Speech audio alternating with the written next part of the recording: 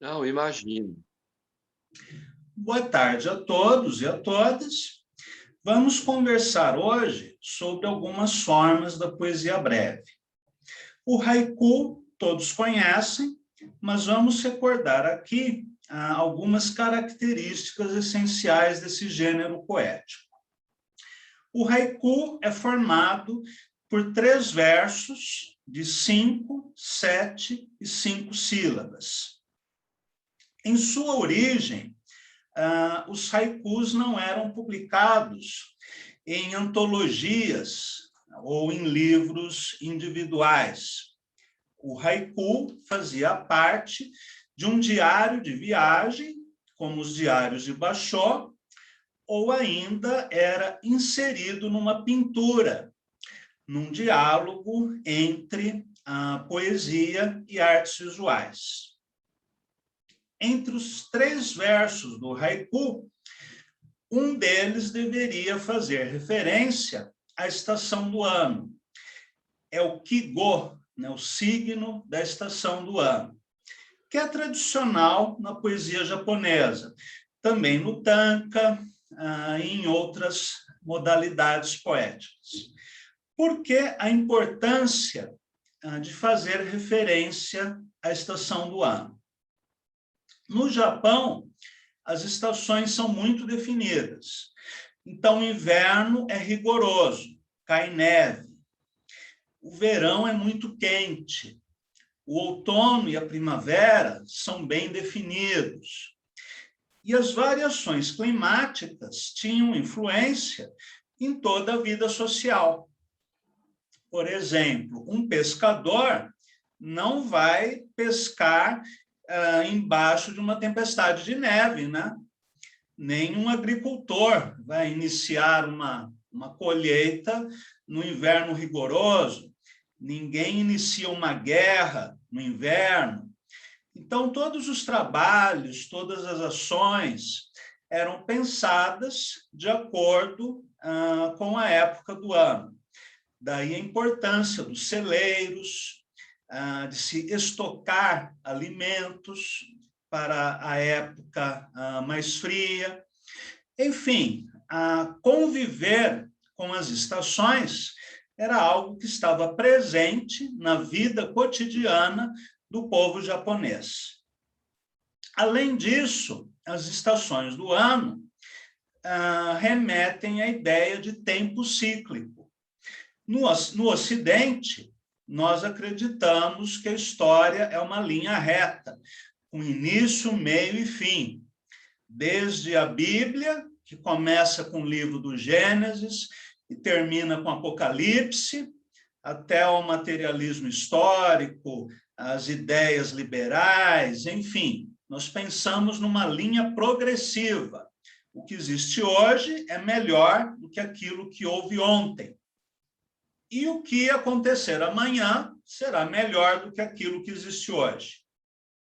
Na visão oriental, não é bem assim. Tanto na Índia quanto no Japão, e mesmo em outras culturas, na Grécia Antiga, na América Central, pensava-se no tempo circular, em que você não tem uma linha reta com início e fim, mas um círculo em contínuo movimento, um círculo em que você passa por 4 idades, né? A idade do ouro, da prata, do bronze e do ferro. Esse movimento, né, das 4 yugas, para usarmos um termo do sânscrito, é o que define o tempo histórico e a cosmogonia na cultura japonesa e em várias outras culturas. E o haiku, ou haikai, em seus 3 versos, ele faz referência ao céu, ao ser humano e à terra. Então, o Kigo é o verso que diz respeito ao céu, ao tempo, à história, à cosmogonia. O terceiro verso, a terra, diz respeito ao aqui e agora, onde está acontecendo alguma coisa. E entre o céu e a terra está o ser humano executando alguma ação ou contemplando alguma ação. De todo modo, no haiku sempre há movimento. Não existe haiku sem ação. Tem que acontecer alguma coisa, nem que seja o salto do sapo, né, na velha lagoa, como escreveu Basho. Além disso, o haiku, a partir de Basho, passa a adotar o humor, a linguagem coloquial, os temas do cotidiano, e também foi imbuído de uma filosofia zen budista. A partir de Shiki, no século XIX, o haiku se estabelece como gênero literário autônomo. Inclusive, a palavra haiku foi criada por Shiki. Antes disso, podia-se falar em Roku, que é o terceto, que faz parte do Tanka, ou ainda em Renga no Haikai, que é aquele gênero poético encadeado, em que uma pessoa escreve um dístico, a outra um terceto, outra pessoa escreve outro dístico, outra pessoa escreve outro terceto, ou seja, é um poema coletivo, assim como o Cadáver Delicado dos surrealistas. Shiki fez uma síntese, né, entre a palavra haikai, né, de Renga no Haikai, com a palavra Roku, e criou o termo haiku, que desde o século XIX é usada em todo o mundo para designar esse gênero poético de 3 versos. No Brasil, usa-se a palavra haikai por influência francesa. Isso porque, durante determinado período, entre o final do século XIX e comecinho do século XX, na França, usava-se haikai, justamente por causa do Renga no Haikai. Só que depois os franceses mudaram e adotaram também a forma haiku, que é usada no Japão, nos Estados Unidos, na Europa, em todo lugar. Hoje, parece que só o Brasil mantém o termo haikai. Bem, tudo isso é o básico, né, para se falar sobre haikai, só que eu queria acrescentar alguma coisa nova. O Roberto Saito, um poeta dos anos 90, que foi um poeta de haikai, uma vez me disse: Cláudio, os haikaístas brasileiros tentam escrever como se eles vivessem no Japão do século XVII. Nós precisamos trazer para o haikai as referências urbanas. Nós não temos o Monte Fuji na nossa janela. Nós não temos as neblinas, né, que os japoneses vislumbravam. Em alguns lugares do Brasil até há neblina. Em São Paulo, nunca vi. Mas, enfim, os lagos e florestas e montanhas, enfim, toda essa paisagem é muito japonesa. Nós temos que pensar numa paisagem brasileira e urbana, porque nós somos um país cada vez mais urbano.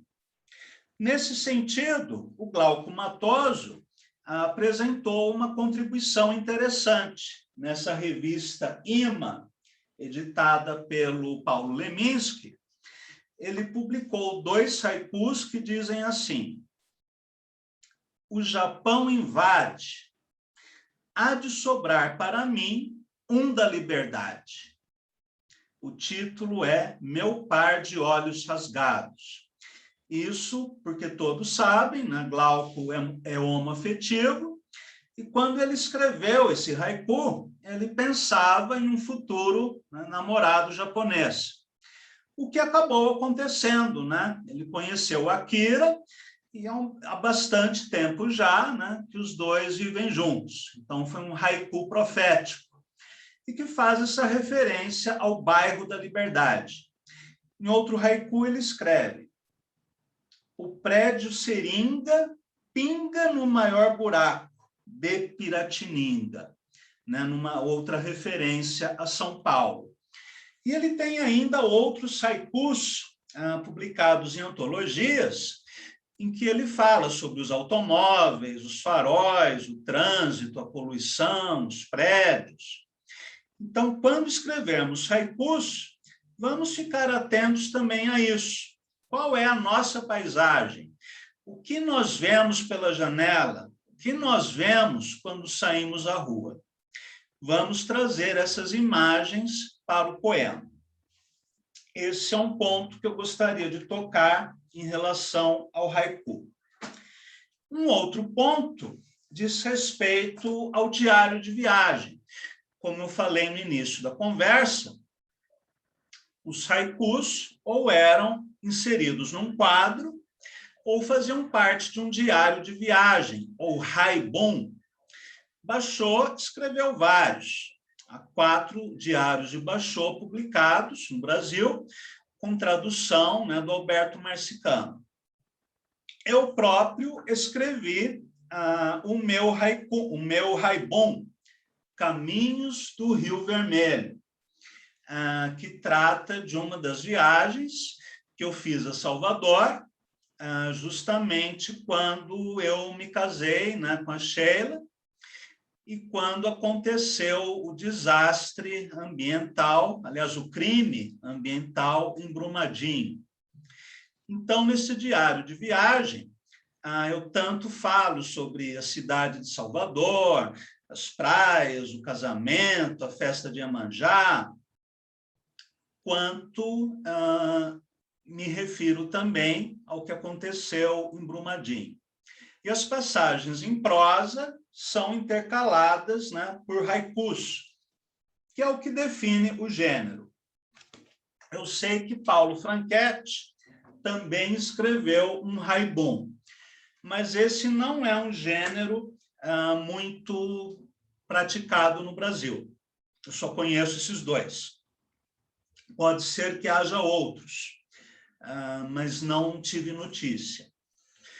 Então, pode ser um desafio interessante, né, para vocês a criação de diários poéticos, com esse diálogo entre prosa e poesia.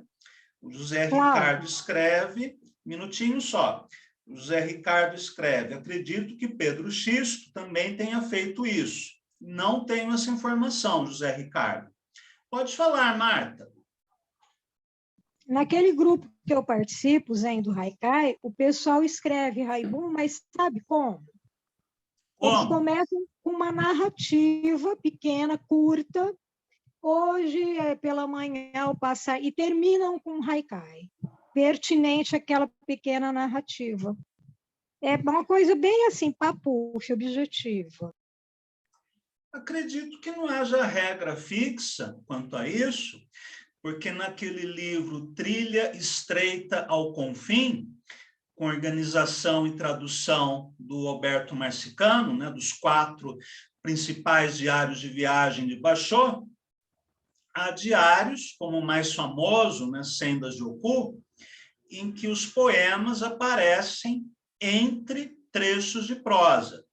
Então, começo falando de uma viagem, aí insiro um haiku, aí falo de outra coisa, insiro outro haiku, falo de outra coisa, insiro outro haiku. Mas também tem um dos diários, agora eu não me lembro qual, que é uma narrativa curta, e no final da narrativa aparecem os poemas. Eu acho que pode funcionar como um diário, por exemplo, você faz um hoje pela manhã, um pela tarde, um amanhã, e aí você pode colocar numa sequência. É uma narrativa de uma manhã, por exemplo, poucas linhas, né? Então, pela manhã, passeio, não sei onde, mais ou menos isso. Aí uma breve narrativa, e aí termina com o haikai fechando aquela narrativa. Sim, é uma forma bem plástica.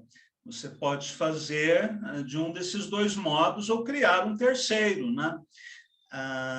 Inclusive porque uma das coisas que eu acho importantes de serem ditas, né, a respeito do haiku é que, assim como o soneto e outros gêneros considerados fixos, ele permite uma grande variação.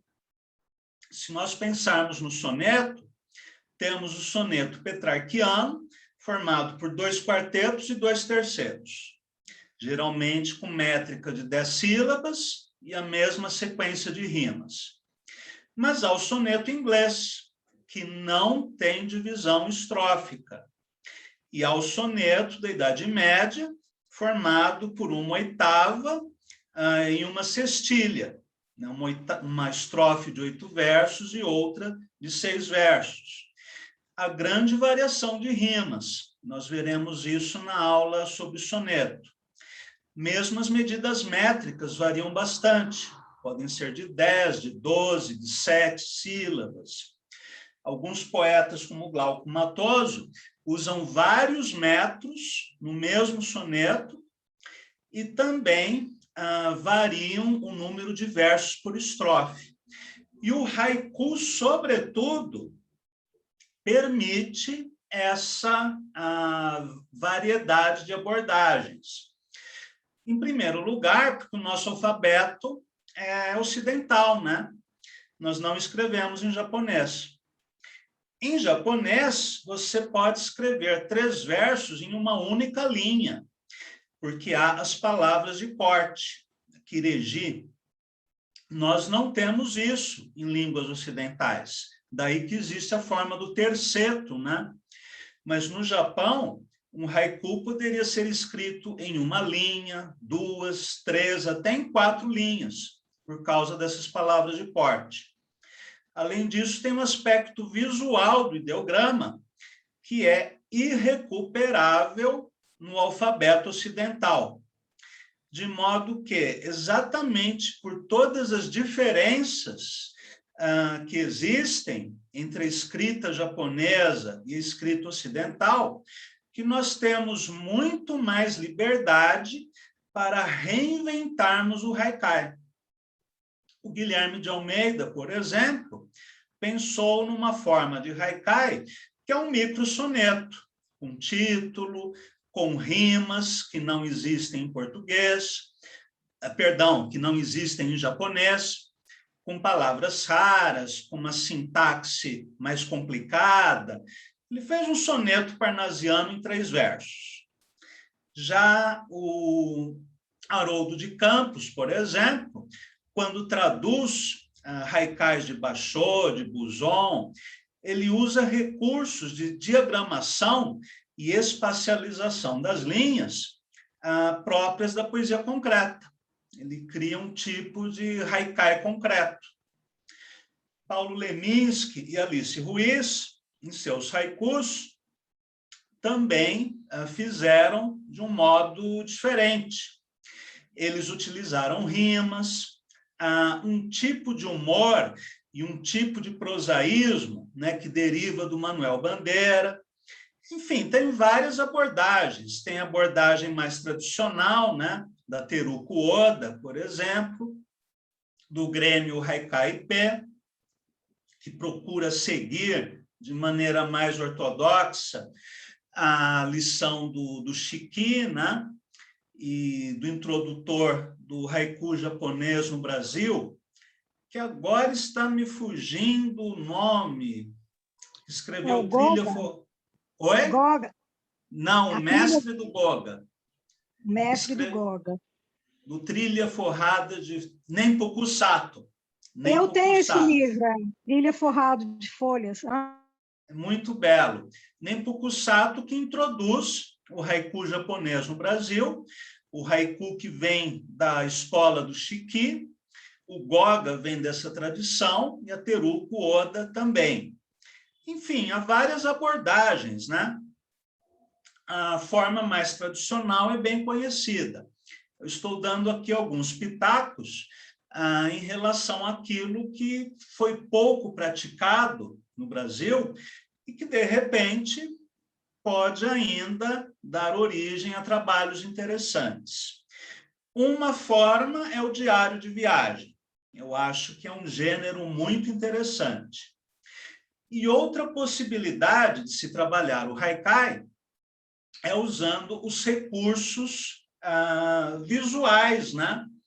Por exemplo, o Paulo Leminski, no livro O Interverno, que ele fez em parceria com o João Suplicy, ele apresenta haikais que utilizam diferentes fontes de letra, todos os recursos de diagramação, de inserção de imagem, desenho, pintura, mancha, enfim, ele traz de volta a visualidade que faz parte do haiku tradicional, seja pela própria visualidade do ideograma, seja pelo fato de o haikai ser muitas vezes inserido num quadro.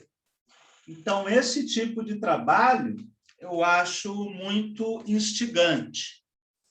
Além do Leminski, o Elson Frois, num livro que se chama Viajo com os Olhos, também traz vários exemplos, né, de haikus visuais. Por exemplo, este. A grama diz o que o vento diz, o indizível bis. Aqui ele usa a cor verde, né, que remete à grama.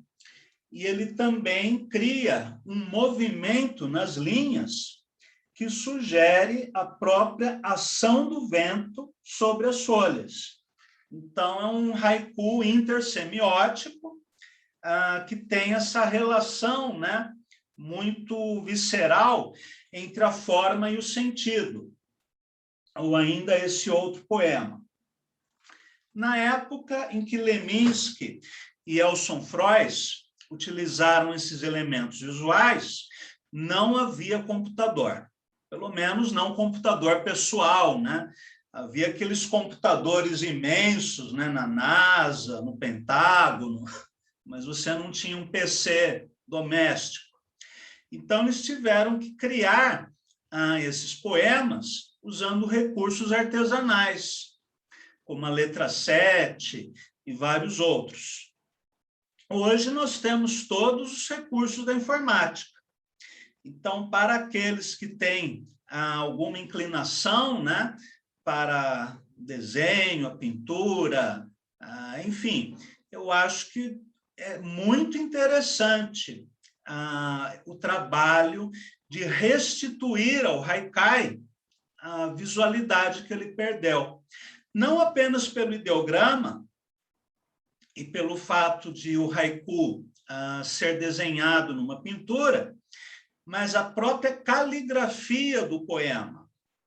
A caligrafia japonesa, né, o Shodo, ela muitas vezes distorce o sentido das palavras pela mancha. Ou seja, a caligrafia borra as palavras, de modo que, às vezes, um japonês nativo olha para o poema e não entende nada. Ele é incapaz de ler por causa desse borrão, que é muito semelhante ao expressionismo abstrato, né, do Jackson Pollock. Então, essa é uma outra pista de trabalho interessante em relação ao haiku.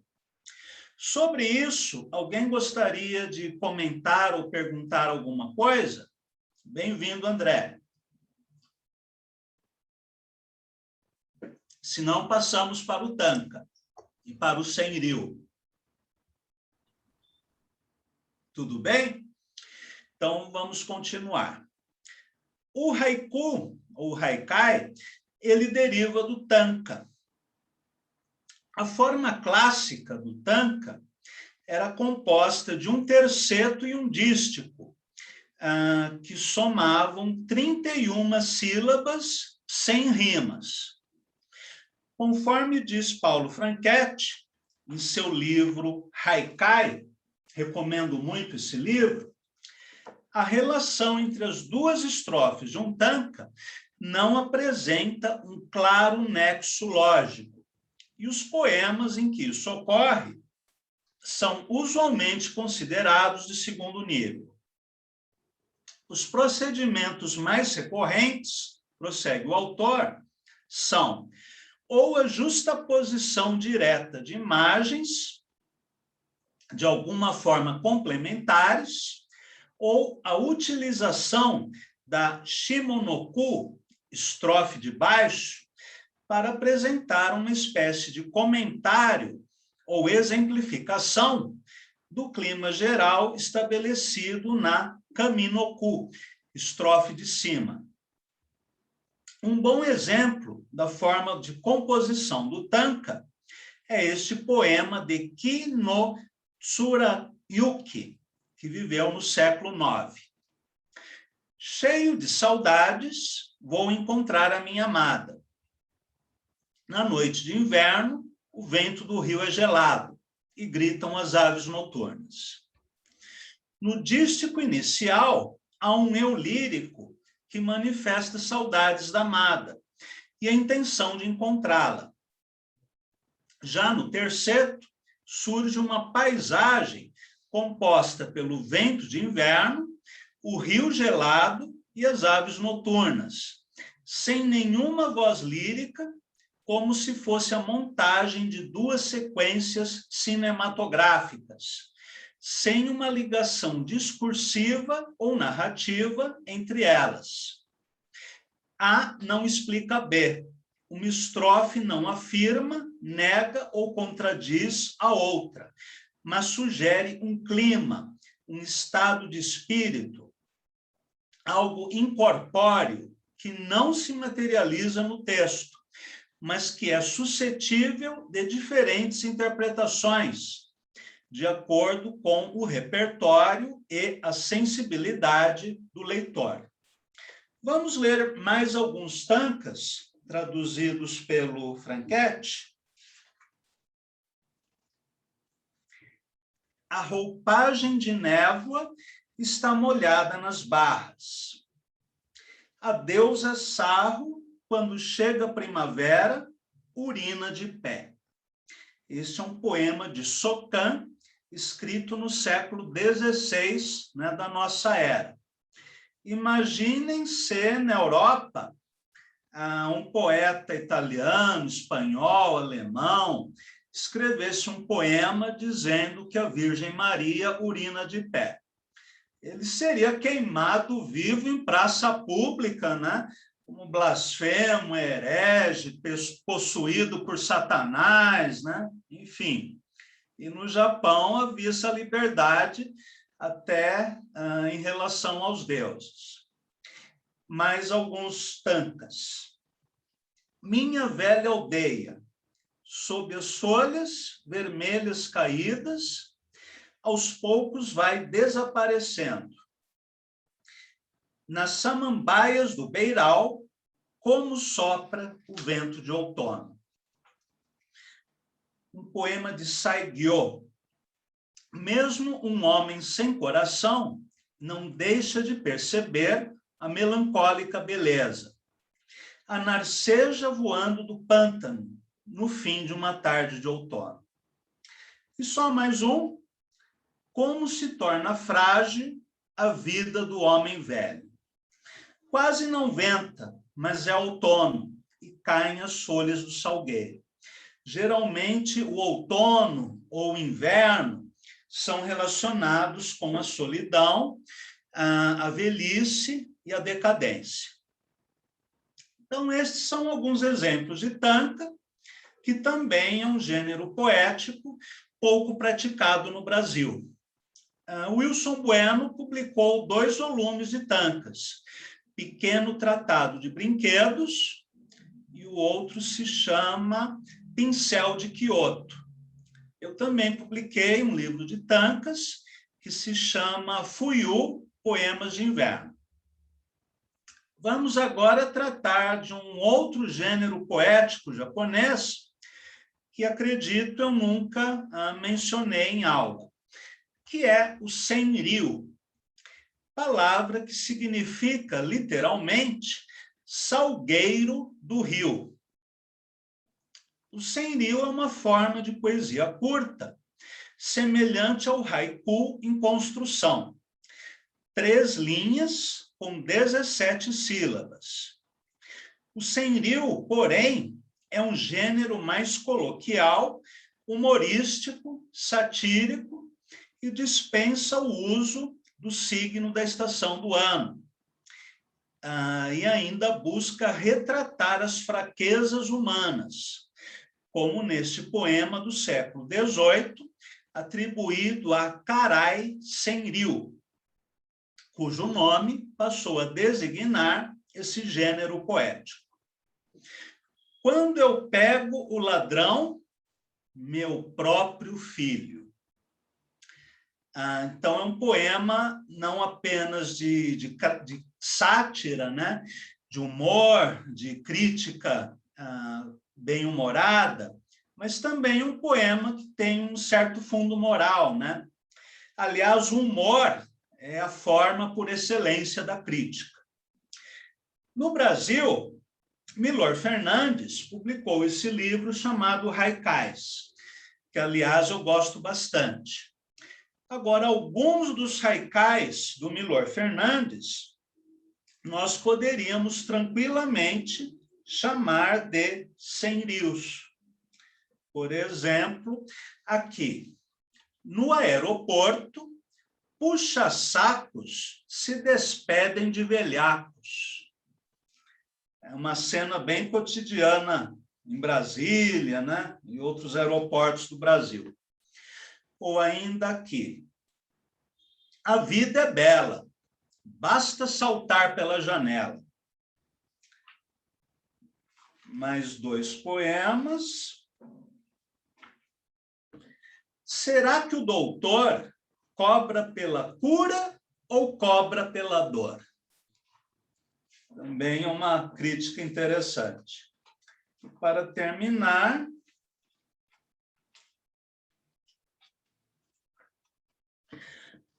tão pequeno o pigmeu, nem a mãe sabe que ele nasceu.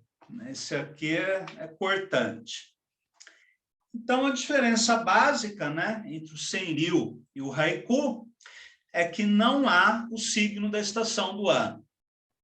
A contagem de sílabas é a mesma, o número de versos é o mesmo, e do ponto de vista do sentido, o haiku, pelo menos aquele praticado por Basho, tinha um sentido mais filosófico, né, ligado ao zen budismo, enquanto o senril é completamente debochado, né? Não tem nenhuma preocupação com filosofia, com misticismo, e dispensa linguagem elevada, que aparece muitas vezes em alguns haikus tradicionais. Bem, então falamos sobre haiku, tanka e senryu.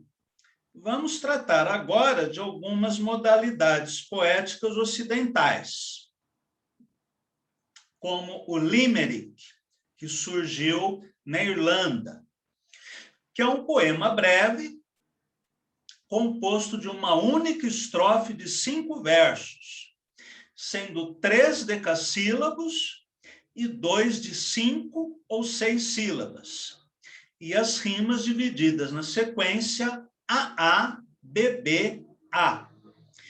É um gênero poético humorístico, algumas vezes obsceno. No Brasil, foi praticado por autores como Joaquim de Souza Andrade e Glauco Matoso. Vamos ler alguns limericks, começando com aqueles traduzidos pelo José Paulo Paes, né, nessa antologia Poesia Erótica, que, aliás, é muito interessante.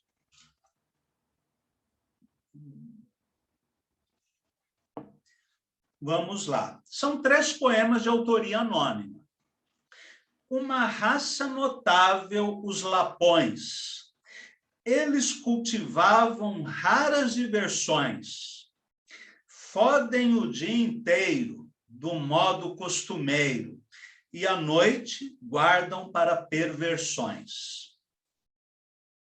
Explicou certa jovem espanhola que lambuzou a vulva, mas de cola, seu gesto singular. Pagaram para enfiar, paguem para tirar fora a pistola. E um terceiro limerick: uma linda nativa do Nilo foi fodida por um crocodilo. Ficou-se sem saber se ela teve prazer, pois ele a engoliu depois daquilo. Esse é o meu favorito. O Glauco Matoso escreveu alguns nesse livro chamado Limeiriques e outros debiques glauquianos. Ele aportuguesa a palavra limerick, fazendo um trocadilho com o sobrenome Limeira, que também é o nome de uma cidade, aí fica Limeirique. Vamos ler alguns. Eu não sou grande fã dessa fase da poesia do Glauco, mas, enfim, certa vez, um menino Nihonji é japonês, cujo Inkei era pequenino assim, né? Vocês já imaginaram o que é o Inkei. Viu o meu cajado quando estava assado, e o seu cresceu até aqui para mim. Cláudia, só pornográfico o gênero ou tem outra? Não necessariamente, mas os exemplos que eu conheço são todos pornográficos. Tem mais um aqui.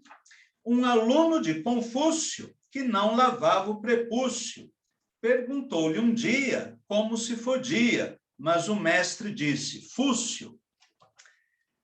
Eu, pessoalmente, não curto tanto, né, esse tipo de poema.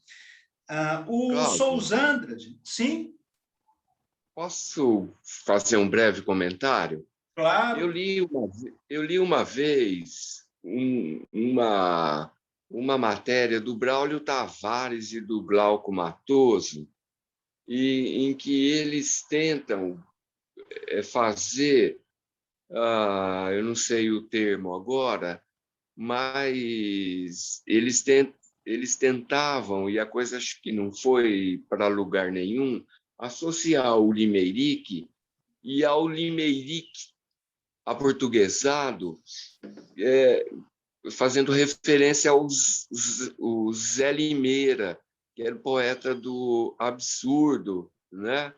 Então, eu preciso procurar isso, eu não sei aonde está, mas quando o André perguntou se era só pornográfico, tinha alguns deles que era puro nonsense, como era a poesia do Zé Limeira, né? Era só isso que eu queria, era só acrescentar isso, tá, mestre? Certo. Depois, se você encontrar o livro, né, por favor, tire uma foto e publique no nosso grupo. O essencial no limerick é o humor, né, que pode ser fecenino ou não. Aí fica por conta do gosto do poeta. O Sousandrade criou alguns limericks de maneira bastante livre em relação à métrica e à rima. Ele não seguiu a receita muito à risca. E ficaram interessantes, são poemas políticos. Vamos ler. Pedro, credo, que sustos! Se há de ao reino empalmar algum aventureiro, o primeiro sejas, toca a coroar. Quem é que faz fraca gente, Calabar, Camarão, ou Santelmos delírios ou círios das gargantas do cão? Sousandrade é um poeta muito interessante, até quando ele usa uma forma poética mais ligeira, ainda assim ele traz o estranhamento próprio da sua poesia. Eu nasci no deserto, sob o sol do Equador. As saudades do mundo, diabos levem tal dor. Esses poemas fazem parte da seção chamada de Tatuturema, que é o canto segundo do Gueza de Souza Andrade. Nosso Jorge está entrando agora. Cláudio, e não tem nenhuma brincadeira com a forma, né? É só... Ele não segue tão à risca a contagem de sílabas e a sequência das rimas, mas ele mantém os 5 versos, mantém o espírito, né, debochado, humorístico, mas adapta isso a um modo particular, né? Inclusive, ele nem chama esses poemas de limericks, mas nós podemos fazer essa aproximação. Bom, deixa eu ver. Há 2 outras formas poéticas, aliás, 3, que eu gostaria de apresentar a vocês. Acredito que teremos tempo. Primeiro, o epigrama. Uma composição poética, breve e satírica, que expressa de forma incisiva um pensamento ou um conceito malicioso, um tipo de sátira. O epigrama foi criado na Grécia e era uma inscrição que se gravava em uma estátua ou em um túmulo, por exemplo, o que hoje conhecemos como epitáfio. Vamos ler, a esse propósito, um epigrama traduzido pelo Péricles Eugênio da Silva Ramos. É um poema de autoria de Simônides de Celso, né, um poeta grego. O poema diz assim: aqui a poeira cobre Arquédice, filha de Hípias, o grego mais ilustre de seu tempo. Filha, mulher, irmã e mãe de déspotas. Jamais, contudo, ela abrigou no espírito a presunção. Ficamos sem saber se isso é um elogio ou não. Camilo Peçanha, em Clepsidra, também vai apresentar um epigrama com esse mesmo espírito, né, de epitáfio, já no primeiro poema do livro. É uma quadra que diz assim: eu vi a luz em um país perdido. A minha alma é lânguida e inerme. Ó, quem pudesse deslizar sem ruído, no chão sumir-se como faz um verme. Esse é um poema que permite uma longa interpretação, mas por hoje vamos ficar apenas com essa leitura, né, do poema como um epitáfio moderno. A maioria dos epigramas gregos pode ser encontrada na Antologia Palatina, que foi traduzida no Brasil pelo Péricles da Silva Ramos. Perdão, pelo José Paulo Paes.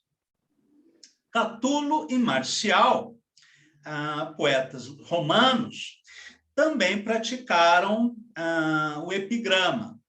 Por exemplo, nestes poemas que eu vou ler, com tradução do Décio Pinhatari.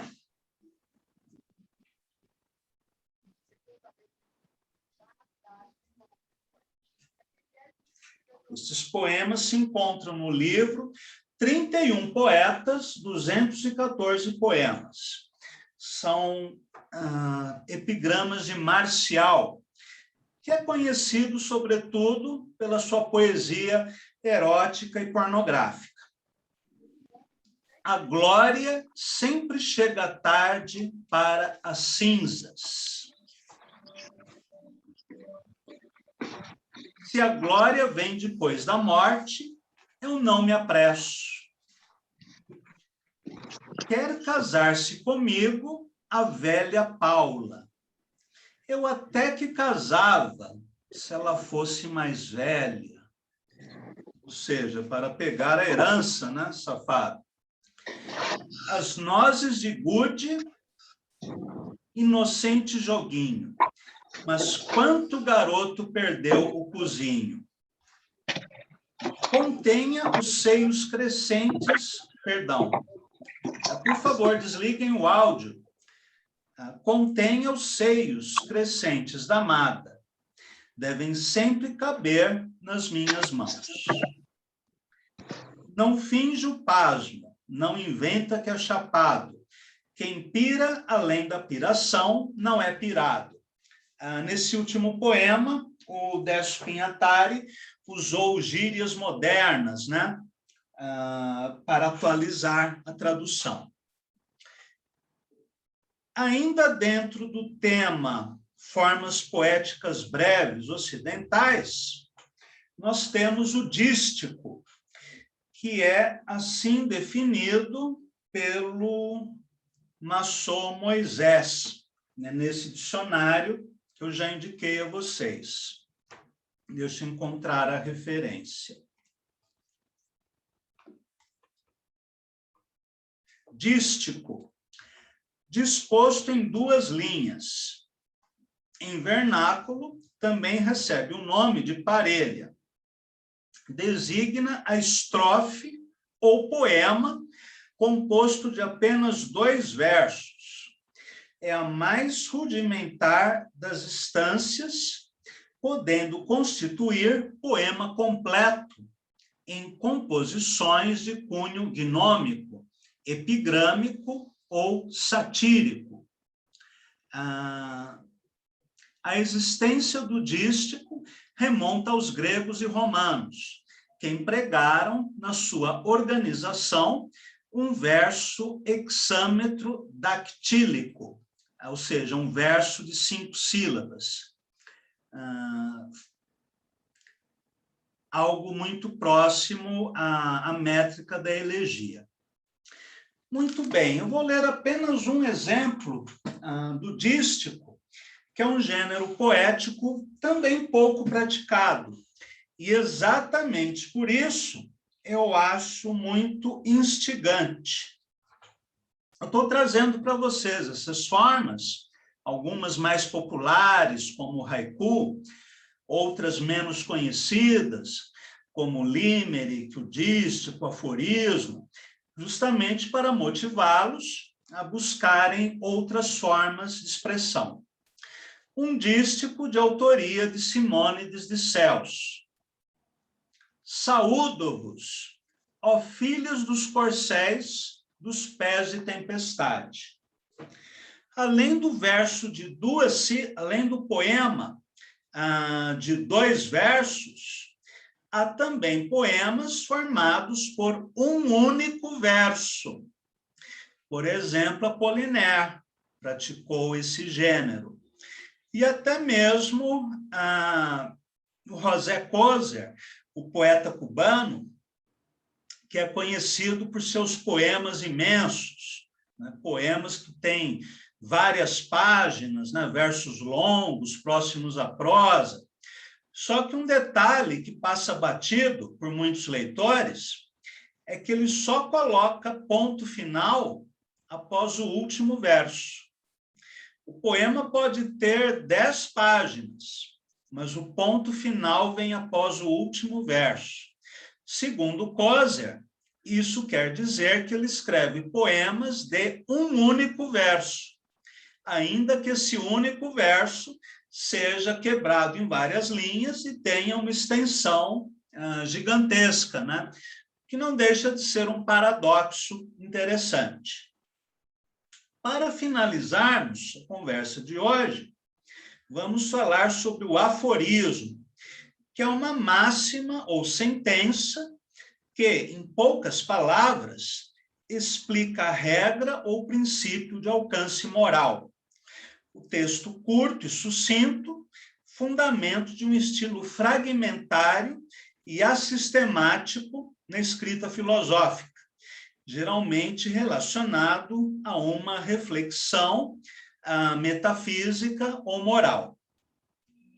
Poetas românticos e simbolistas, como William Blake e Lautréamont, e mais tarde autores contemporâneos, como René Char e Francis Ponge, trabalharam o aforismo de maneira irônica e paródica, subtraindo o sentido filosófico e o tom solene, e empregando a ironia, o sarcasmo, o erotismo, a imagética surrealista ou a reflexão existencial. O aforismo relaciona-se com a estética do fragmento, que valoriza o inacabado, o assimétrico, o texto breve, não linear, que escapa às definições convencionais dos gêneros poéticos. Algo muito interessante no aforismo é que não há regra nenhuma para a sua composição. Claro que tem que ser um texto breve, né? Uma linha, 2, 3, 4, 5, mas não algo muito extenso. Do aforismo, eu selecionei vários exemplos para mostrar a vocês. Começando com William Blake, em O Casamento do Céu com o Inferno. Nos Provérbios do Inferno. Eu vou ler a tradução do Paulo Visioli. A estrada do excesso leva ao palácio da sabedoria. A prudência é uma solteirona rica e feia, cortejada pela impotência. O tolo não vê a mesma árvore que o sábio. Aquele cujo rosto não se ilumina, jamais há de ser uma estrela. A eternidade anda apaixonada pelas produções do tempo. A loucura é o manto da velhacaria. Um cadáver não vinga as injúrias. O manto do orgulho é a vergonha. As prisões se constroem com as pedras da lei, os bordéis com os tijolos da religião. O orgulho do pavão é a glória de Deus. A luxúria do bode é a bondade de Deus. A fúria do leão é a sabedoria de Deus. A nudez da mulher é a obra de Deus. O excesso de tristeza ri, o excesso de alegria chora. O rugir dos leões, o uivar dos lobos, o furor do mar tempestuoso e a espada destruidora são fragmentos de eternidade grandes demais para os olhos humanos. Aqui William Blake. Já Apollinaire, no volume intitulado Poesias, vai trazer mais alguns exemplos para nós.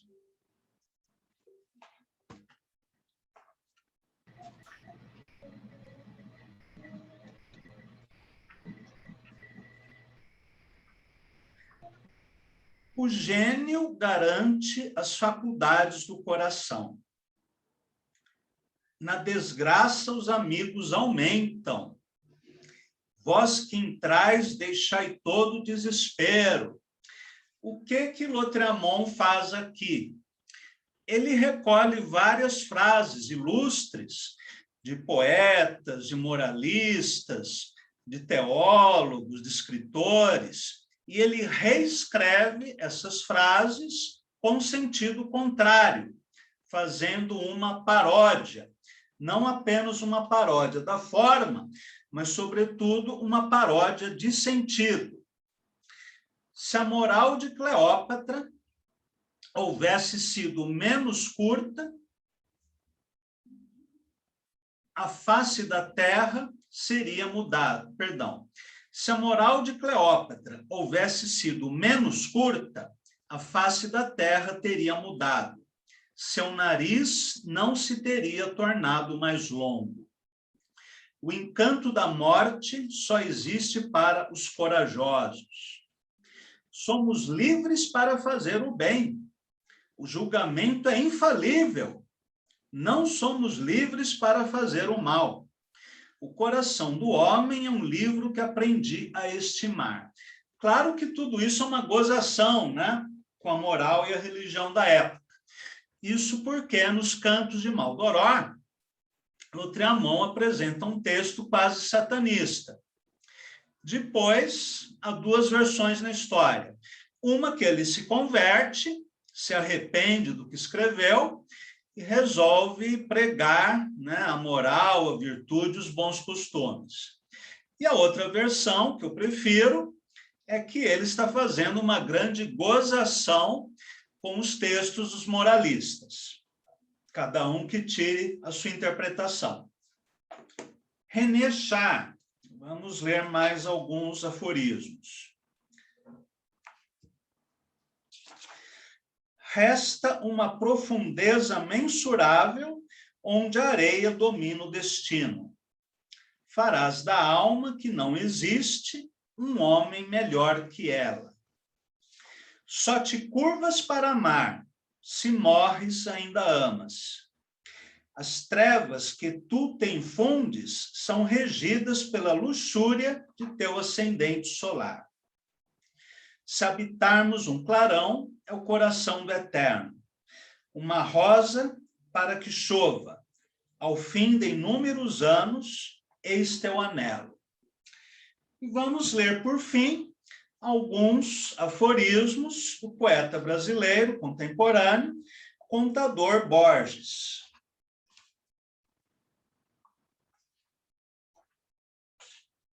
Chove um rosto nos ciprestes, uma imagem bem surrealista. Lua, a cabeça da noite. A dor usa luvas ou escadas de incêndio. Defuntos descartam a sombra. Praticamente, o olho é um navio. Poentes não têm timão.